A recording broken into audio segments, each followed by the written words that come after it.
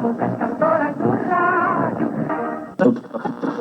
Reiniciada a guerra aérea contra a Inglaterra. E hoje a força pelos cegos e dos mercedinhos são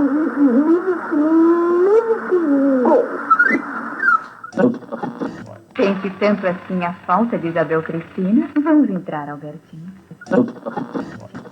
Preservar a Revolução de Março de 1964, baixar um ato institucional. Reportaria um serviço público da AESO Brasileira de Petróleo. Só encerra aqui o seu período de apresentações através do rádio.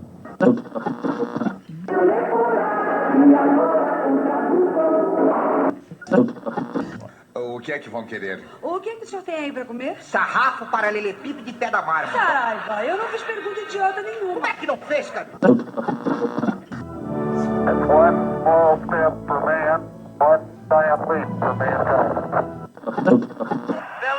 toma distância.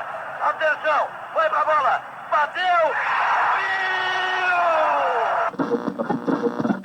Alô, meus amigos e minhas amigas do Brasil que estão ouvindo a Rede Nacional de Rádio. Eleições diretas!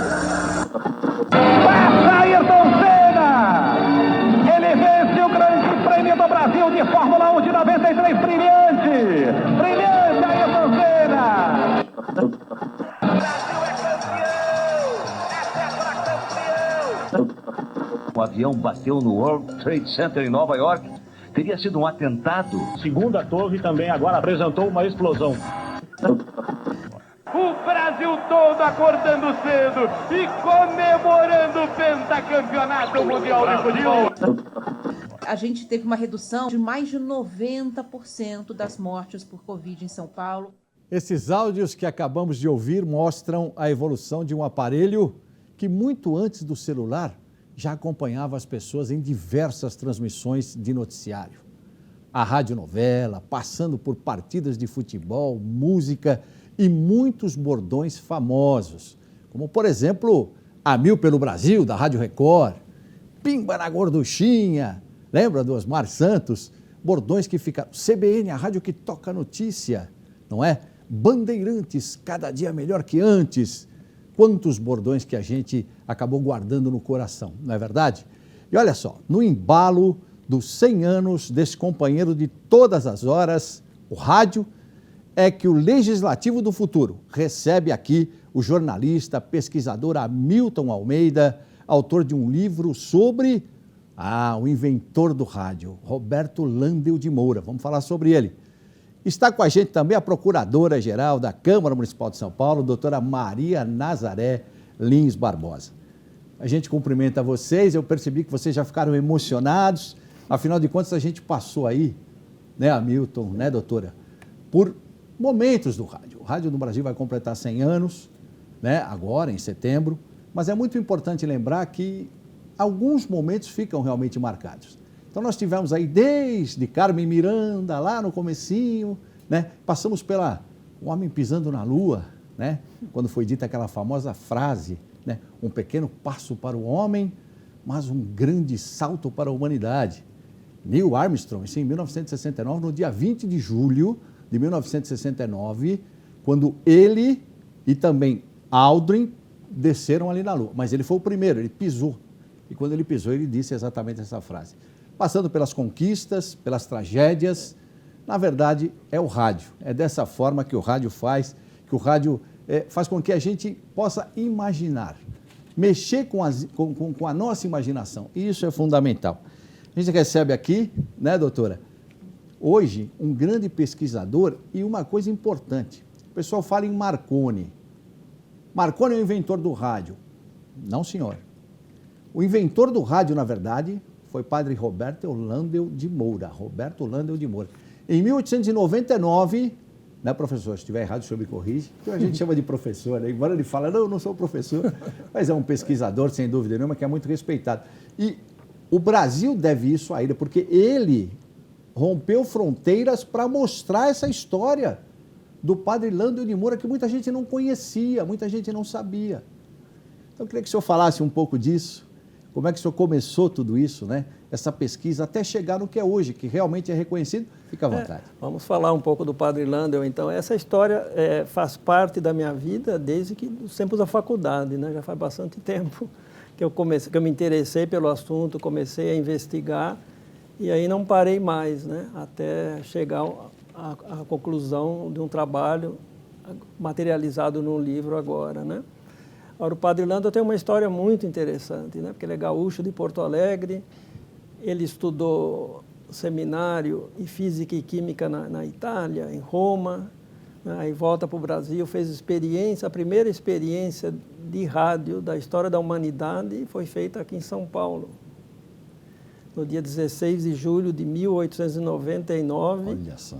onde é o Colégio Santana, até a Ponte das Bandeiras. Foi uma experiência assim extraordinária, porque pela primeira vez se conseguiu fazer uma transmissão do tipo, né? O que existia até então?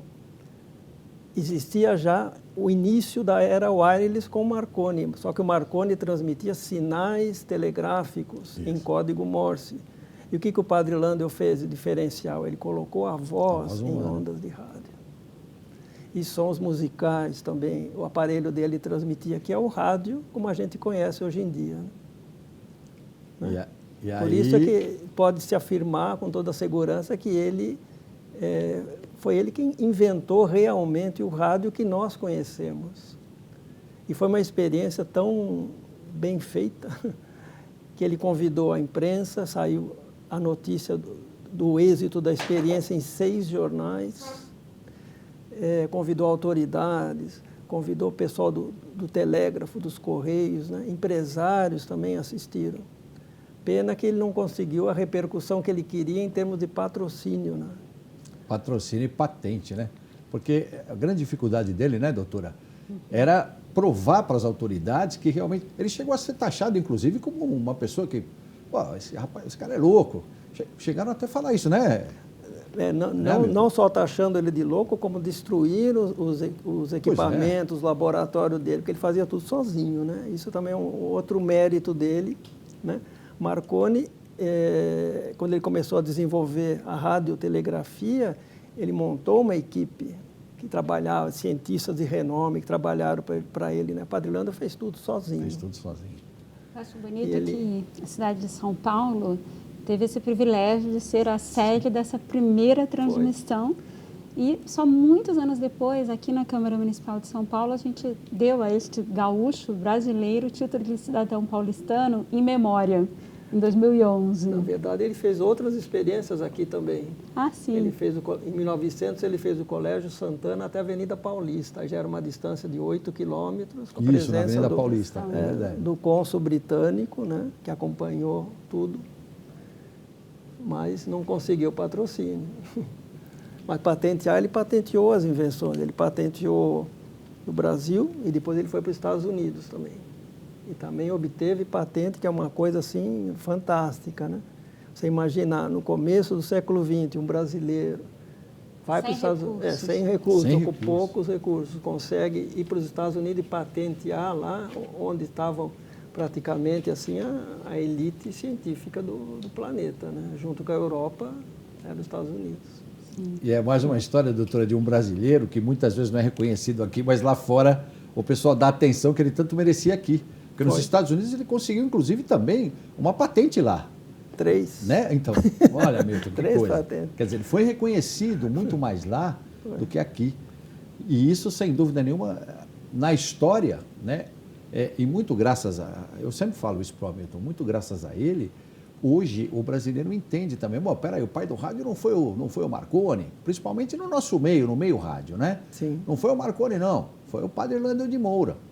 E, sem dúvida nenhuma, ele sempre foi aquele cara lutador e que, graças a Deus, está chegando aí, dando esse privilégio para o Landel de Moura que tanto merece, a ponto de ter aqui também na Câmara, né, doutora? Sim. Né? Um prêmio dedicado também com o nome do Landel de Moura. Prêmio de radiojornalismo, né? De radiojornalismo. Foi uma iniciativa muito boa, né, da Câmara. Me lembro que o Eduardo... Sim, você Eduardo mesmo, Ribeiro, né? Jornalistas de Companhia. O Eduardo Ribeiro, Jornalistas de Companhia, você mesmo, conseguindo chegar a esse ponto, né? Agora, uma coisa interessante que eu queria saber de vocês, né? Como é que o rádio chegou na vida de vocês, né? Depois de todo esse trabalho do Lando de Moura, qual o momento mais marcante, por exemplo, marcou, né? Ficou com a doutora Maria Nazaré, com você, para vocês, assim? Porque eu tinha um professor na faculdade, Márcio Bernardes, professor Márcio Bernardes, hoje jornalista, radialista, ele dizia assim, quando a gente fala no rádio, a gente tem que pensar que nós, quando estamos narrando, nós somos os olhos de quem está ouvindo. Isso eu esqueci nunca mais, isso aí foi na faculdade. Então, momentos realmente do rádio que marcaram. Claro que a gente está vivendo hoje uma outra era. Sim, sim. Mas eu tenho certeza, né? Mesmo as músicas. Sim. Hein, doutora Maria Nazaré? Teve algum momento assim marcante? Eu me lembro concretamente uma Copa do Mundo que os jogos eram de madrugada e que eu ouvia pelo rádio algumas narrações. Sim. E era tão assim emocionante, né? Parecia que a gente estava vendo, mas na verdade a gente só estava ouvindo, né? E muitas músicas, a gente anda no metrô, no ônibus, no carro, e sempre as pessoas estão ali com o rádio sintonizado. Realmente é um companheiro de viagem. Sem dúvida. E Hamilton e a doutora vão concordar comigo. Em 1950, quando chegou a televisão, o pessoal falou que o rádio ia morrer, né? O rádio vai morrer. De fato, o rádio passou por problemas, o Hamilton sabe muito bem. Os elencos saíram, foram para a televisão, os anunciantes, algumas rádios inclusive fecharam. Aí o rádio viveu mais ou menos ali uns 10 anos, uma situação complicada. Algumas rádios até fecharam. Mas em 60 vem o transistor. E aquele radião que ficava na sala, quando o pessoal ouvia a radionovela, né? Ele sai da sala e vai para o bolso das pessoas. Então começa aí. O rádio retoma. Os carros começam a sair das indústrias com rádio. Né? As pessoas começam a ouvir o rádio no carro, né? E uma outra coisa importante, o rádio ganhou novamente os anunciantes, voltou a ser realmente um veículo expressivo. Veio a internet, falou assim, não, o rádio, agora o rádio acaba. Não vai aguentar, porque o rádio não aguenta. Só que o rádio, aconteceu o quê com o rádio?